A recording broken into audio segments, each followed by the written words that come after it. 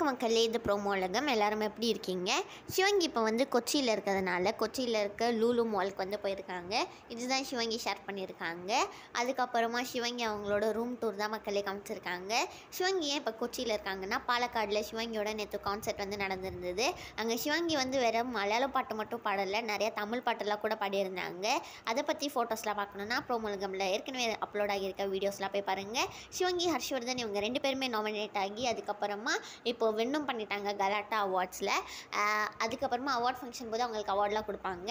தர்ஷனோட அடுத்த படம் பேர் என்னென்னா ஹவுஸ்மேட். அதோட ஃபர்ஸ்ட் லுக் தான் வந்து அவங்க இன்ஸ்டாவில் ஷேர் பண்ணியிருக்காங்க. இப்போ சிங்கப்பூர்லேருந்து குரேஷி வந்து கிளம்பிட்டாங்களாம். பாய் பாய் சிங்கப்பூர் அப்படின்னு வந்து இன்ஸ்டாவில் ஸ்டோரியும் போட்டிருக்காங்க.